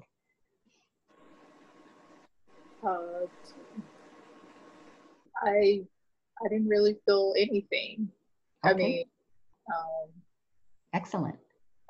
And it wasn't a power over me first. I mean, I understand that I'm under the authority of God and everything. It's more so I see the government as having a lot of power in terms of just, they have the right to enforce various things. I mean, I'm working a profession. I'm a naturopathic doctor practicing in an unlicensed state that's governmental. And so, yeah, I'm still practicing. So I am reclaiming my power and knowing that I can still provide a great service to people. But then at the same time, it just seems like other accesses to other resources and so forth. It just seems limited sometimes, because that is a system that is already in place and it is very powerful. And so but I guess I need to stop accepting that as my truth, that it can't limit me. Yes, and here's the thing, because you're bringing up something that's such a beautiful point that is really challenging to get through to people that are defending their position. And the fact that you didn't really feel much inside when you answer that question is because you have done enough work, I'm going to say, to be in a neutral, receptive place that allows you to really be one of the agents for change that is necessary. So let me tell you how things are going to change. We have been conditioned to believe the naturopaths over here, the MDs over there, the massage therapists over here, the teachers over here, everybody has a different license, a different place that you go to get your certification and your permission, and you're granted this, that, or the other. And we all operate in small little groups to do what we need to do for our own profession, or our own, whatever that might be, our own pet project of having my organic garden, or you know, we got to get permission to have an organic garden in the city. I mean, it's crazy. So what will happen, and it needs to happen quickly, is for those groups that are saying, oh, this is conspiracy theory, and no, this is true, and the ones who believe it's true are trying to convince the ones who are saying, no, it's not true. Instead of trying to convince people about things that they are rejecting, let's meet them with, what is it that you want? What is it that you want? Do you want to be healthy? Okay, let's meet there. Do you believe everybody deserves to be healthy? Yes, everybody deserves to be healthy. Okay, how it gets paid, we might have differences on, but let's meet at where everybody should be healthy. All of us who want to have a business, do we want to have the freedom to do what we know we love to do? If we band together as all business people, all humans, all citizens of Atlanta, all citizens of Georgia, all citizens of this planet, and we ask for the same rights for everybody, that's where our power is going to come in. The same rights for everybody. Martin Luther King Jr. was not asking for African Americans to get anything more special than the whites were getting. That was the power in his movement, is he was saying equal. We all deserve the same equal treatment. When we are segregated into our little groups, my life coach's certification and license, and my massage therapist license, we're not communicating. We are in gratification for the self alone. Maybe with a group, so now that group has that special, we got to do something special, unique for us. That's what we want to drop. The spiritual journey brings us to drop specialness, because that drops separation. When we all ask for just what's in our Constitution, which, by the way, our Constitution has been altered. And one of the things that is happening right now is that there is some cleaning up of the swamp to bring back some constitutional rights that have been eroded. But the average person doesn't know, because we're so busy trying to change the effects of the changes that happen behind the scenes on the Constitution.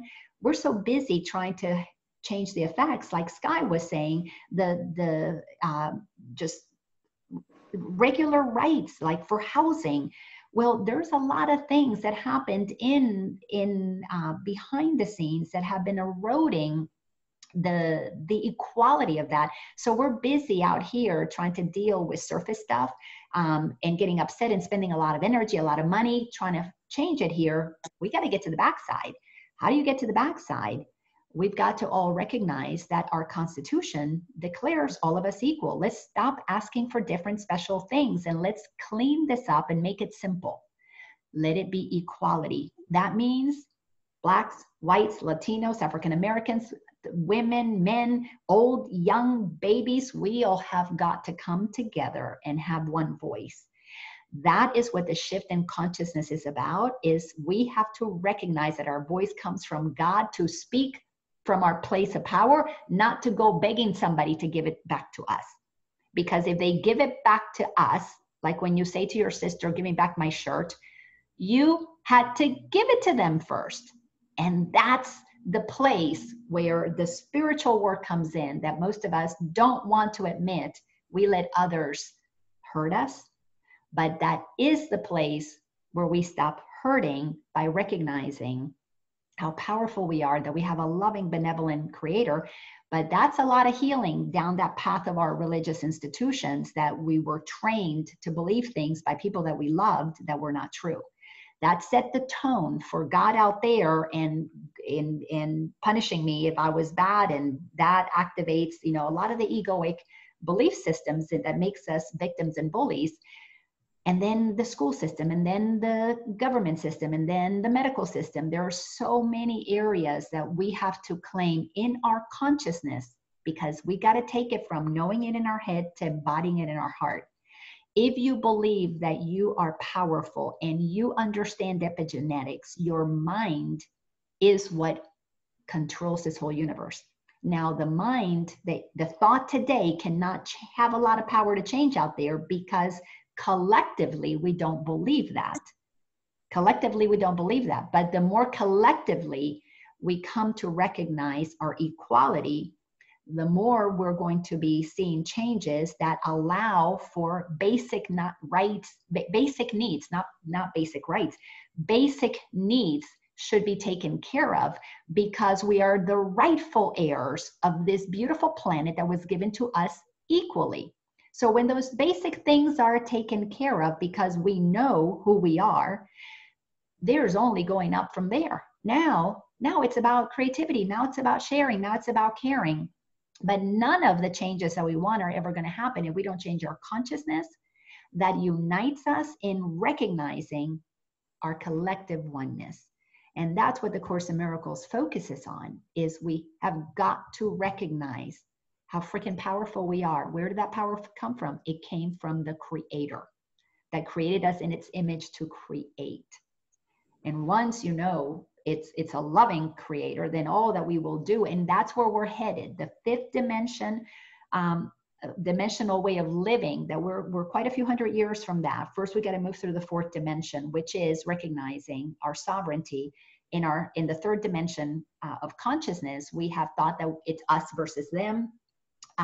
You know, whites versus blacks, women versus men. We've been separated and segregated and subdivided so much that we don't even know what we are. The fourth dimension is the journey of cleaning up the mind. So we're moving, and the dimensions of consciousness are nothing but this.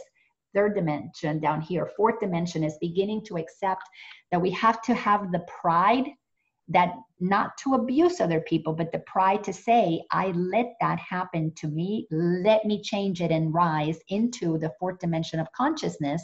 Is then it's got to be the same for everybody else. From the fifth dimension of consciousness, we're not teaching people to choose between God and ego. We are just being the expression of God in physical form. This is such a rich conversation. Oh my gosh, I feel so honored and privileged to be with you guys. Don, I think you said you had some more questions, and Sky, I want to make sure, or comments. I'll make it. Everybody gets. I'll combine 2 together again, or 5 together. So, yeah, they all go together eventually. Yeah. Part 1 is, after looking at the documentaries, I see the connection between Disney. Well, I'm going to combine 3: Disney and the CIA and Hollywood. And I think the second documentary, or one of them, talked about how movies can predict things. They talked about like Zoolander and other movies. Do you think people who are on the news and on talk shows like The View and other shows, being that they're owned by Disney or these corporations, do you think the talking heads that we see on TV know what's going on, or are they in the illusion? And then the other part is, what do you think of Dr.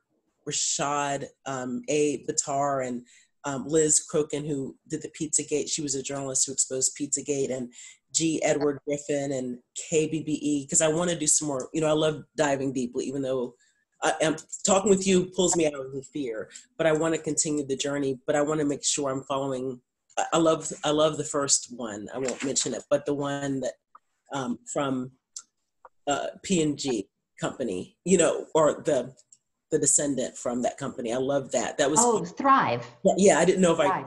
Yes, wonderful movie. That's usually the first one that I give to people who are beginning to get curious. Yeah, and that had tips, which I wrote down on 10 tips to stay positive. So and I looked at the website, but I want to go back. But then I saw something from KBBE and some of it was seemed political, and I don't want to go down that political side. I'm like, I don't know what you believe politically, because there's what the DNC is doing, and then who knows what Trump knows and what Clinton and Biden. But do you think Disney and the CIA or can we believe what we see on the news? Do the talking heads know? Because I know behind the scenes it's being controlled by different organizations, and they're controlling the narrative again, because when you operate and nobody who is currently instilling fear and controlling conditioning, they are not in a place of love. So everything that they do is to control those below at the lower frequencies.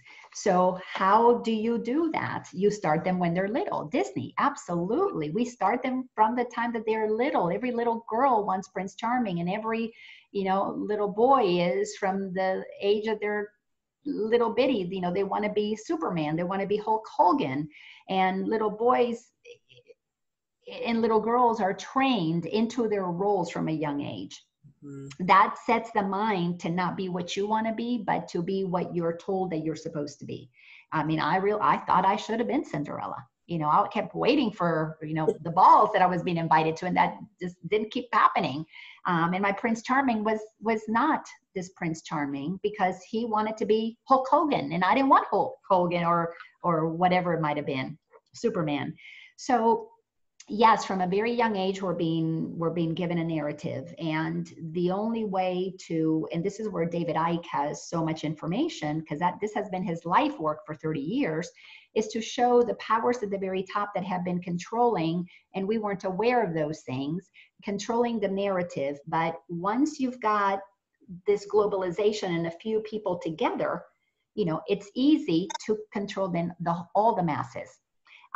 So yes, the narrative in the news media, much of it is what they want to teach us, and the narrative. So you have to go to alternative news. And there's a little bit of truth inside of the mainstream media. You just have to be so clear about who you are that you trust your truth meter. Once you begin to run things through your truth meter, you can detect very easily, because the frequency of it, what is not true, you feel it. You feel that's off. You begin to hear certain words. Certain words have high frequency, and some words are low or less dense frequency. So it's muscle testing. It's your trusting your kinesiology within your own body. So you're becoming. Disney desensitized us. McDonald's desensitized us. Our taste buds got all whacked out. We have been desensitized from knowing what we really want and what is really true, what feels right for our beingness. So we got taught that what's true, it comes to us from the outside. So they all collaborate to indoctrinate us. So that absolutely is true.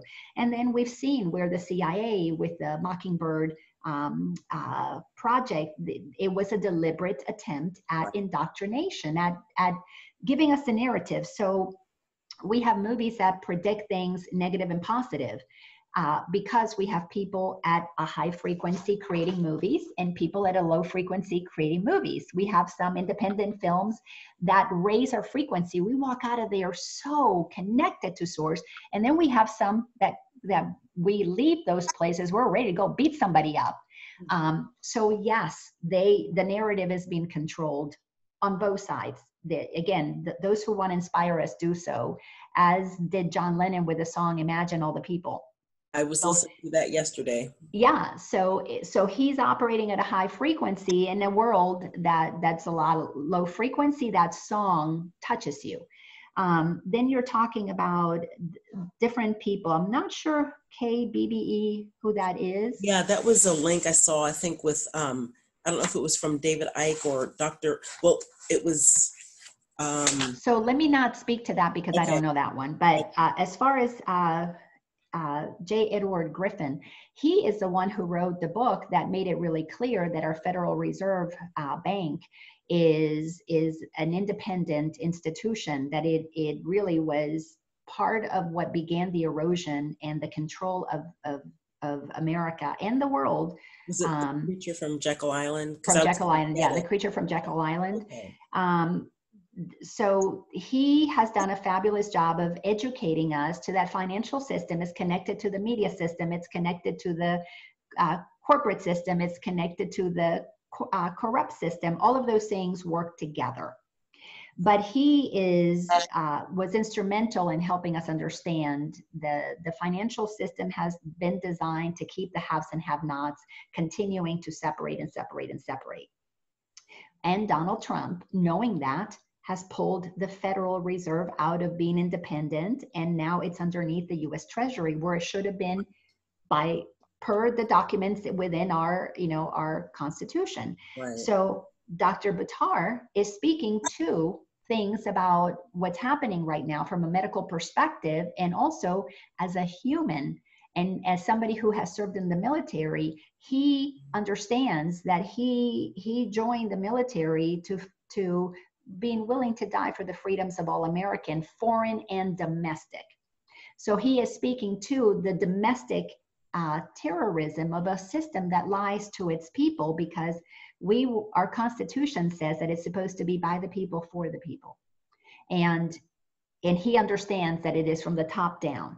So from the medical perspective and from the human rights perspective and from the freedom of speech that we have, so he speaks to that. I totally feel alignment with him, okay, as I do with Liz, the one who was reporting yes, about what's been going on with the pedophilia and that incredible abuse sexually. Because when you get to the levels of power, once you have money, and you have power, what is left is a sexual satisfaction. It's a use of the energy that is our God-given energy. That the sexual energy was designed to fill us with joy.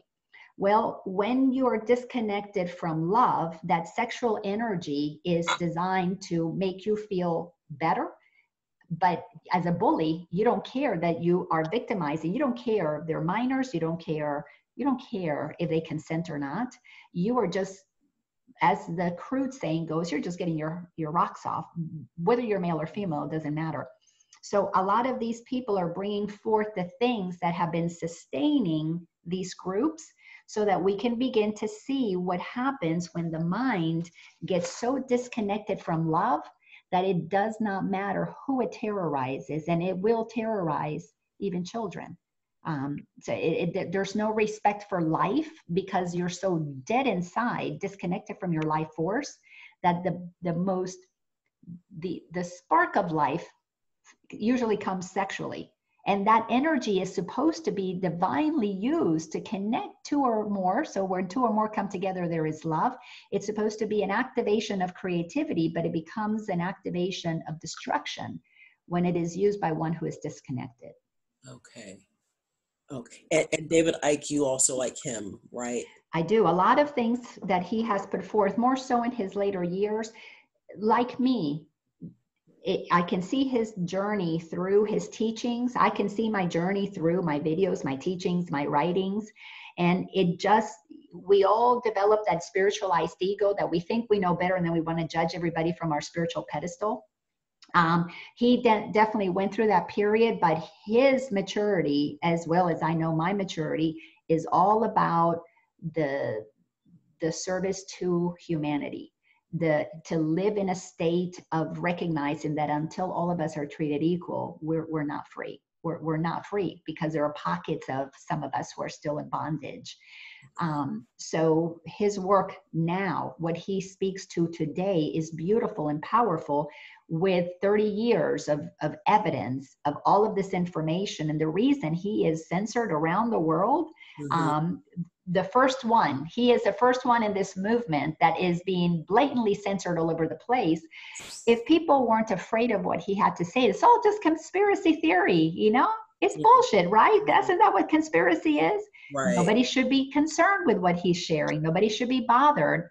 But clearly he must be saying some truth that the media doesn't want him to get it out to as many people.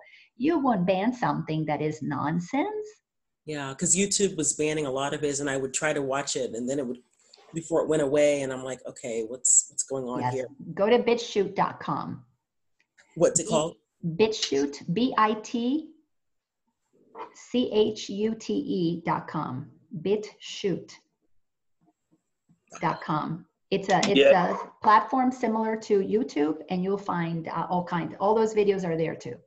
Thank you. Yes, that's one of my expertises actually. And when Tawana earlier mentioned, the conspiracy, that term conspiracy was number one. It was created by the CIA. And number two, it was specific focus regarding the countering and contradictions that investigators and many other critical thinkers had in terms of the JFK assassination with Oswald. That's when the public had to be programmed in terms of a lot of similarities today regarding the truth. We have the government narrative of the truth, such as the shadow statistics that I mentioned earlier. And then today, another added resource is library, LBRY. And there are a lot of individuals, such as David Icke, and another is the Dollar Vigilante, that have significantly moved from YouTube, which is being censored more than ever. And that actually started with the anti-vax movement. Yes. The anti-vax movement is what begun this censorship on YouTube and every other social media. Yes. And a lot of us that have followed not just the anti-vax movement, but the censorship behind the censoring of freedom of speech. And freedom of speech, of course, that's contextual to your localization. China, we have the social credit score system. There is no freedom of speech. 70 million approximately have lost their lives due to publicly speaking out and expressing their freedom of speech in China. Yeah. And these are all just statistics. But the conspiracy theory is dictated by how much, and that regards our personal spirituality in terms of trust. How much do we trust for government, of our government leaders, Donald Trump talking about bleach and everything else, things that he's not an expert on, that people are actually blindly just following. 8 individuals lost their lives when Donald Trump went on stage to say, try bleach, inject yourself, just the silliness, and that he did not, obey or follow or even listen to his health experts, Fauci included. That just spirals down a path of spirituality in terms of how much do we trust ourselves. Exactly. And that's a good analogy of how much do we trust our government, to what degree, to what level. Yes, and some of the things that, and I will start wrapping this up, and because then I want to share with you what I see as what the future is all about, because all of this is leading to something absolutely amazing. But yes, what you were saying, Sky, is so accurate. All of these things have been happening, and we blindly follow people just because they're experts, because we have been disconnected from the truth meter inside of us. We don't really trust ourselves. And when we don't trust ourselves, we can't feel if what somebody else is saying is true or not. So that begins to create discord. And when you've got different people sharing from different levels, it feels very different. Energetically, it's not a match. So we mistrust one another because vibrationally we don't feel connected, because we're not meeting at the level of truth and trust and heart. So we have got to do the work to get back inside. As we do the work to get back inside, back to what Joy said earlier, we have to recognize our judgments, our prejudices, our own fears. This fear of death is coming up. Well, if you know you're eternal, there would be no fear of death. Fear of getting sick. Well, if you know your mind creates your reality, and you understand things like instant remission. How do those things happen? Well, it's because as the Course in Miracles teaches, when you know what you want, you are manifesting it. But if you're manifesting from, I don't want to get sick, you're manifesting sickness, because the universe does not hear don't. It only knows what you're believing. And if you're believing you're going to get sick, you're going to get sick. So we have to do work at the level of the mind. We got to look at all of our thoughts. We've got to understand our language. We use very negative language. I ask people all the time, well, tell me what you want. Well, I don't want to get fired. Okay, what do you want? Well, I don't want a job like the one I had before. No, what do you want? Oh, I want to work for a company that gives me this, but I don't want, no, focus only on what you want. Very difficult to speak very clearly about what you want. And the reason we don't do that is because we don't recognize our deservability, our worth to get what we want. So we usually talk about what we don't want, because we were told in school, you don't want to fail this class. You don't want to make mommy mad. You don't want to disappoint daddy. So we operate in the what I don't want realm and think somehow that's good or helpful. But anyway, so we got to come inside and see how we have allowed ourselves to be disempowered. Nobody has power over your feelings and emotions. Nobody. He made me mad. She makes me feel bad. No, you choose to feel bad. You choose to be mad by what you are believing about them and about yourself. So that level of sovereignty over what we feel inside is necessary to resensitize ourselves to the truth, realign with source, realign with the creative power that is our birthright. And from that place of recognizing that is true for ourselves, we know that it is the same for everybody else. When we band together as a collective to ask for the same thing for everybody, we will have a very powerful voice.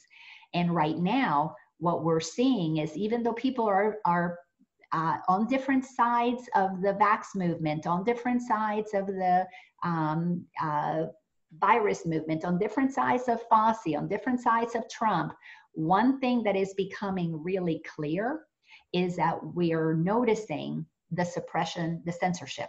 So we're beginning to find places where we're coming together. And nobody wants to have their opinion censored, even if their opinion is opposing. So we're coming closer to wanting the same thing. It won't be long before we're all going to come together with that we want health. Some people want health with a mask. Some people feel health is not having a mask. Soon we're going to get out of the argument about the mask and talk about what we want. We want to be healthy. Then we're going to start questioning, well, how did we get to this place? We're going to start realizing, well, our bodies are naturally healing. Why are we not going into that? So as we narrow the division and move out of all of these dividing points and move into what we really want, we're going to come to see that we all want the same thing: life, liberty, and the pursuit of happiness. And that is where we have to join collectively. And we don't need everybody to join there, but enough people move past their fear of going to jail, move past their fear of dying, move past their fear of what the neighbor's going to think, or what, mama's going to think, or daddy's going to think. If we move past those fears, because we understand that our sovereignty comes from God, accept our eternalness, we will be able to band together. And when we band together, just in sheer numbers, we will totally outnumber anybody who is in charge. And the most incredible thing that those who are in charge don't want us to know is that they're more afraid of us. Because and there's a segment in a movie called Ants that speaks to there's a grasshopper who's telling the other grasshoppers, don't let those ants know that we're afraid of them. Because if they know that we're afraid of them, they outnumber us. So it's the same thing here. If we come together as a powerful collective in alignment with truth, we want for us what we want for everybody else, including for those who have perpetrated these crimes against humanity, because we have compassion, because they don't know what they're missing when they align with goodness, with love, with compassion. They really don't know that. They're going to need to experience that from those of us who choose to honor their sovereignty just as much and not judge it, but rather we become examples as Jesus did on the cross. We don't need to judge anybody. God, that's God's job.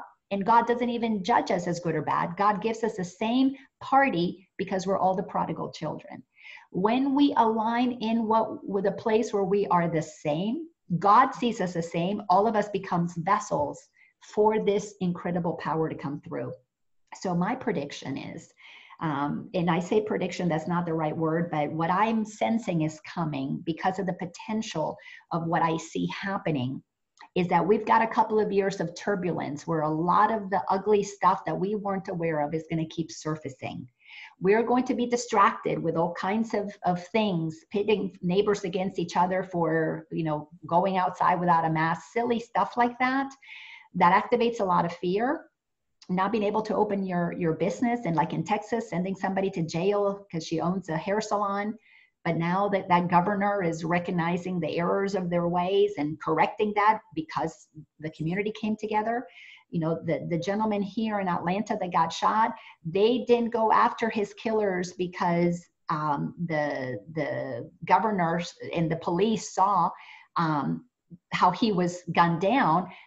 The police is doing something because they know that we saw how he got gunned down. So they know that we are waking up. They know that we're onto what's happening, but we're not going to tip the balance for a couple of years until more of the collective sees more of the really ugly things that have been done in government. And pay attention to what's happening right now in our government, because with the case for General Flynn, we are now beginning to see that the corruption at the level of all the way to Obama, where there was not due process, where our constitutional rights were being violated, where the system was being used to attack innocent people, where the system was being used to go after and fabricate things about an incoming president. Because so much of this stuff, well, all of it with the Russia collusion, all of that was fabricated to keep us distracted from what was going on, really what was going on. When the general public gets hold of the fact that our system was used deliberately to take down a general who was innocent, where things were fabricated to get to a incoming president, when we can begin to see the abuse of power, we're going to begin to see that abuse of power has been going on for a long time. And the Trump administration is going to make sure that all the abuse of power that has been affecting people gets exposed, because how else is the American people going to realize how powerful we are until we see the abuse of power? So there's some very inconvenient truths that are coming, but they have to be shown when it's the right time. Things have to happen. The general public has to be willing to see both sides before they're going to be able to really find the truth. Because when you only see one side, you don't know the truth. You only know one side. You've got to see all of it to begin to see what's going on. So the general public needs to love themselves enough to want to know all of it too. But until, again, we do the inner work and begin to feel what's going on inside, we're not going to really feel truth. We're still going to be between this truth or a lie. But in a couple of years, for sure, in a couple of years, there is going to be a much larger collective unification in wanting the cleanup of governments around the world, because we're going to be seeing all the corruption that's going to be coming up in this year, as well as some other things that have been absolutely atrocious that have been done to some of the most innocent of people, with the pedophilia and the other things that are just so unbelievable. As I watch some of those videos and watch some of those pictures and read some of the stories by those people, because I had to go look at that. I didn't want to see that ugly stuff because I didn't want to believe it. And then I began to see it with tears streaming down my eyes, recognizing, my cheeks, recognizing, oh my gosh, maybe in a past life, I was that abuser. Maybe in a past life, I was that child. In this life, I've not been sexually abused, but in this life, I have played in that sexual game where I've used my femininity or my sexuality to take advantage of other people. You know, I definitely have done that. And until we all get clear that we have the ability to be sexual predators in the same way, until we acknowledge that about us, we won't stop judging the others. And until we stop judging them, we cannot affect the change that is necessary to move us to the collective equality that we want to go to. So that work has to be done in here. But by the end of this decade, the decade of the 2020s is a decade, 2020, is to see clearly. Now we're far down enough into 2020 that we can start getting a little hindsight, and we're starting to see the insanity of the virus, and we're starting to see, oh my gosh, now we're starting to see a little more clarity. When we move down towards the end of 2020, a powerful year spiritually, a powerful year energetically, when you begin to understand that we're part of the cosmos, that there's energy affecting us, information is being released about UFOs. We have to open up our mind that we're not alone here. We have to accept that there's a greater intelligence. Where's that intelligence coming from? It's coming from higher frequencies. There's no intelligence that's coming from lower frequencies. This planet is it. The planet of duality. All low frequencies are here, and the lowest of the frequencies are running our governments, are running our, not all of them. There's a lot of good people in government, a lot of good people in corporate industries, private industries. So there is amazing stuff coming, because it is the reward of those who commit to believe that we deserve good. But we have to believe that we deserve the good that is coming, for the good that is coming to manifest. We believed in our victimhood and allowed so much of the suppression to happen because we believed that, yeah, you know, I was born Latin, I'm born a woman, it's just what my mommy taught me, men will take advantage of me. We've got to wipe this computer clean. We got to get rid of those viruses in our mind. We've got to get rid of everything that tells us that we're not sovereign, and own our sovereignty. And from that place, know that that's the same for everybody else, because our equality is our superpower. That's our superpower, because we will not acknowledge each other's equality until we find that love in our heart that comes from realizing we were all created in the image of the same creator. And it's a beautiful thing. What we're headed for is beautiful, but not without the bumpiness. So keep your seatbelt on. Yeah, keep safely fastened, because the ugly has to come up so we can see they're ugly and see it where we've had that. If not this lifetime, in previous lifetimes, and the memories are going to come up. We are multidimensional beings, way bigger than we've been conditioned by Disney to believe that we are. So we're headed towards reclaiming our sovereignty, reclaiming our planet, reclaiming our oneness. Then we will have peace on earth. And when we get to peace on earth, that's the beginning of the goodness that is coming after that. Because once there's peace, caring, sharing, new inventions, amazing things, it takes off from there. So you guys are just absolutely amazing.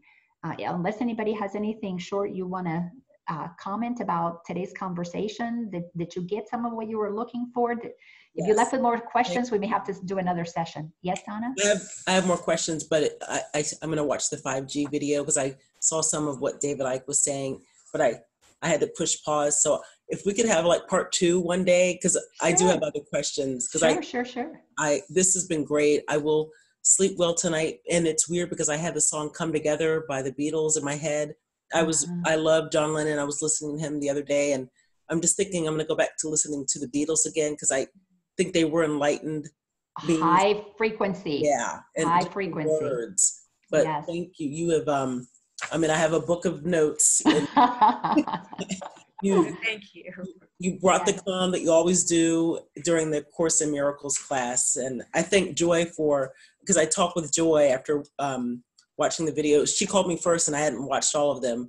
But Joy, thank you for suggesting that I contact Laina. I totally didn't even think about that. But I'm going to have a good weekend, and I'm going to be able to get out of the fear and out of my head and continue doing the research. And thank you for answering the majority of my questions. I put them together, but I would love part 2, because I will continue on this journey.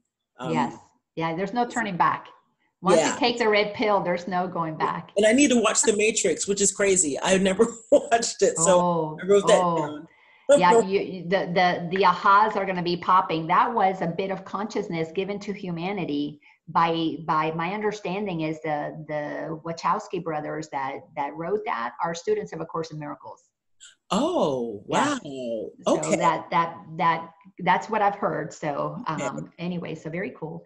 Thank you. And you, Joy, I just want to thank you for bringing us together where we could explore different aspects of it, from the intellectual knowledge that we know from our past experiences, from this unknown place that we're facing, where we do have to flow with the bumpiness and to stay grounded during the bumpiness. That's the thing. So part 2, we can talk more about that, but thank you for bringing this together. Oh, no, thank and for you. all of us who were courageous enough to be on this.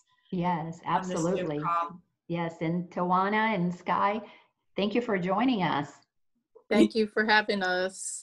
Yeah, it's been a great opportunity to get to discourse about some of these things that are going on in the world. And as far as the Matrix goes, it was actually a lawsuit. There was an African-American woman that did the original screenplay to the Matrix, and it was caught up in lawsuits for many years. I don't know what the final outcome was, but it originated, she claimed that it originated as her story. So yeah. Interesting. The plot thickens. Yes, thank you, Sky, for being here. So appreciated your questions and all that you contributed. Beautiful.